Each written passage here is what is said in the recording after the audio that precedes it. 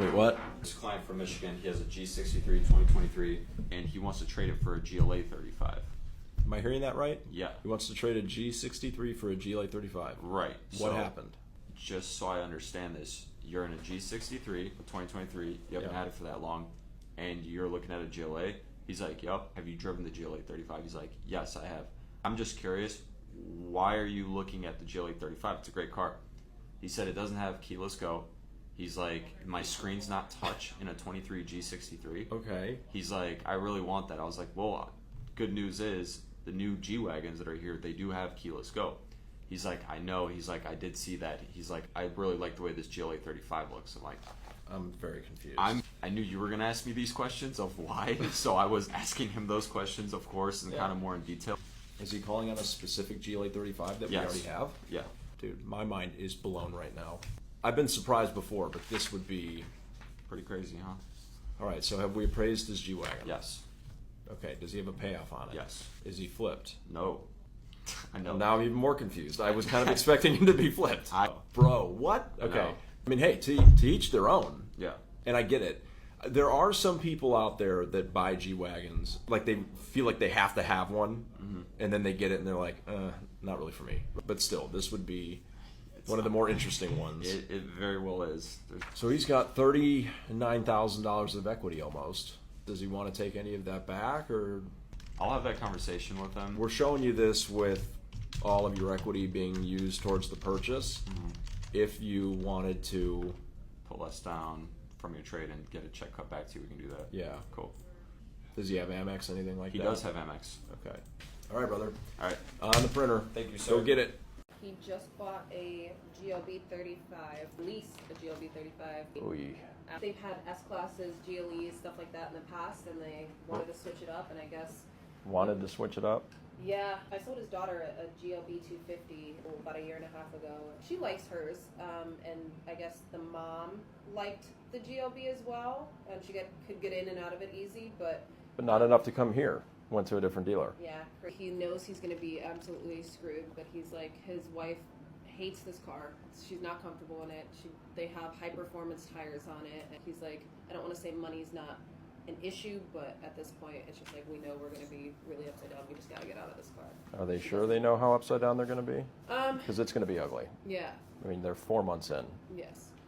He's like, she won't drive it. What are they trying to get into? Maybe like a GLC or a GLE. We didn't even sell them the car, and yet we're going to be the ones to get yelled at when we give them this trade number. Yeah. Yep.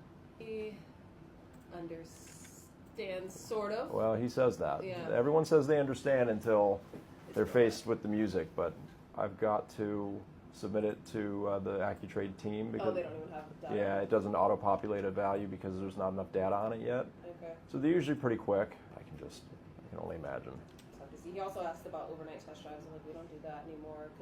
We can do overnight test drives when they make sense, but if a client is asking for it, that's never a good sign.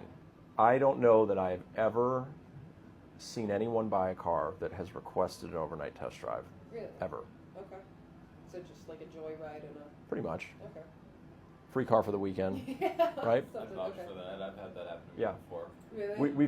There have been several times where you could tell in the conversation with the client that like the thing holding them back from a decision was, they kind of needed to live with it for a day. Okay. So if we offer it, it's a different story. Okay. I'm just telling you that in 14 years, never once has a client asked for an overnight test drive. People don't even know what that is, right? So if they are asking for it. If you need a little bit longer of a test drive, like an extended test drive to, go to the grocery store, how it is getting things in and out of the car and, just living with it for a couple hours, I can probably make that happen. Why isn't he going back to the dealer he got this from? He was just like, I feel like he said that they had just agreed to everything. They didn't even make him test drive the car. It was kind of like they just had everything, kind of done.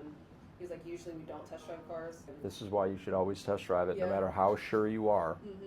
Especially somebody who had S-classes in the past. And that's what I kind of explained to him. I was like, that's a big, difference. Let's see, their previously owned vehicles, an S450, a Lincoln MKT.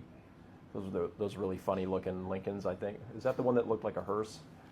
Yeah. It was like it kind of looked like a minivan, but like also a hearse. But before that, they had two GLs.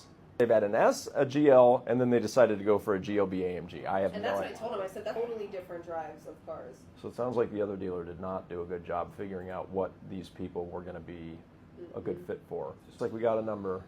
How ugly is this going to be? This is payoff. I have an idea in my head.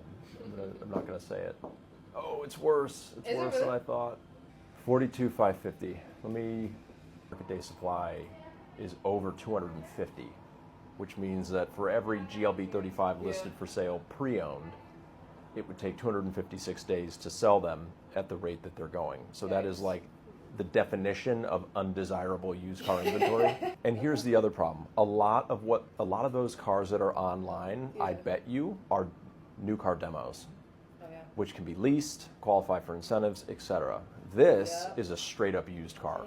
I think that because of the equipment on this car, I am comfortable to step up on it, but it's 20 grand upside down. I could try to sell him that EQE SUV, because I mean, if he's looking for something comfortable, that'll do it. Total. Oh yeah. They'll love the EQE for sure if they can get on board with it. He's going to be upset. Be prepared for it. Again, now thankfully we didn't sell him the car. Right. Because I would like to think that we would have never let an S-Class and a GL driver buy a GLB 35. Especially without driving it. Yeah. All we can do is try to help him out of the situation. I think the EQE is a good option. Yeah. Okay. Yeah. Let me call him. Go over this with him. And yeah, I think the EQE is probably our. I'll pray for you. Yeah, right. Let me know how it goes. I know, and his daughter bought a car for me too. She recommended me. I was like, oh man, this is gonna be so bad.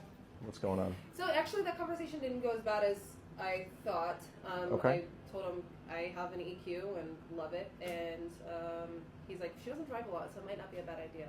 Can we see if it's even affordable for us? I mean, it's literally the only thing that will be not outrageous without a massive down payment. And just keep this in mind. I don't want to sound like a cliche car salesman, but this is our last 23 EQ. At least 8 deals have been worked on it in 24 hours. So someone's going to say yes. Just like Ginty was just in here with that person on the EQB demo.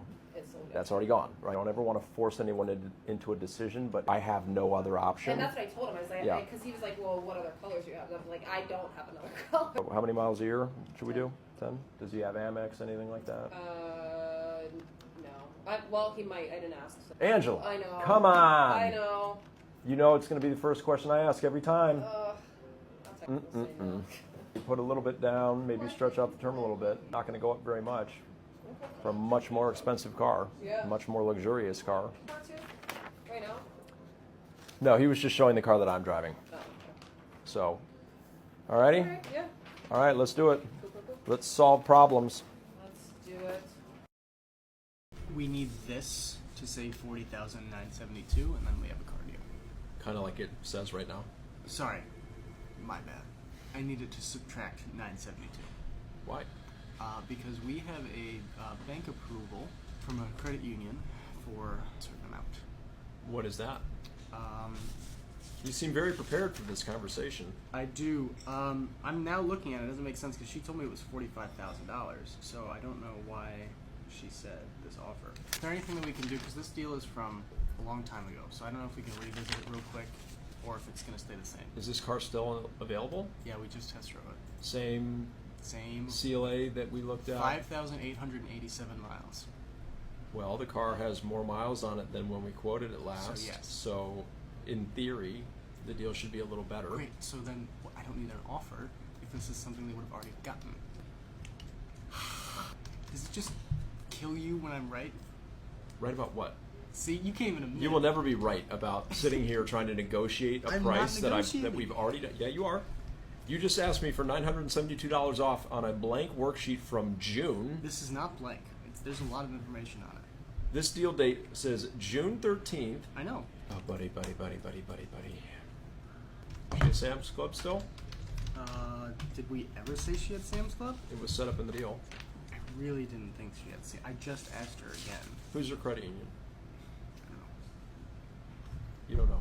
I'm surprised you know her name. Where does she work?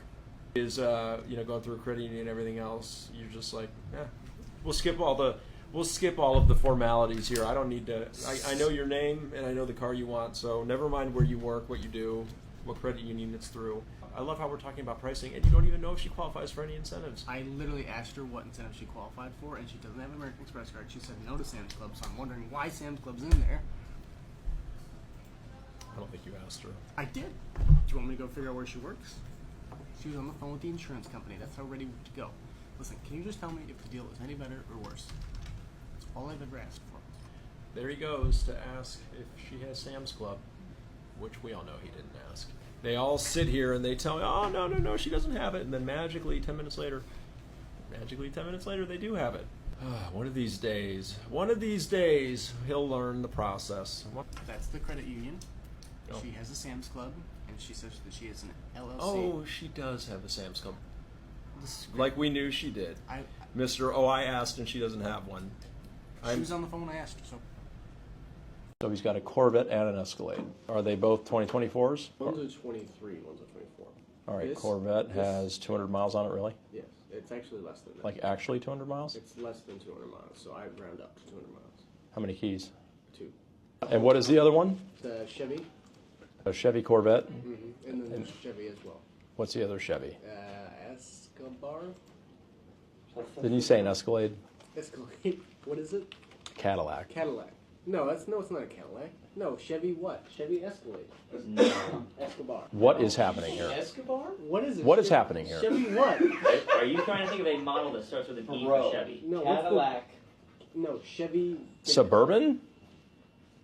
X. It might be GMC Suburban. Denali? No, it might be a Suburban. The Check Chevy Suburban. The Chevy Suburban is the large version of GM that would be. Yeah, there's a Suburban in here. That's Yeah. it. What just happened? I don't know. Am I right? That was not good.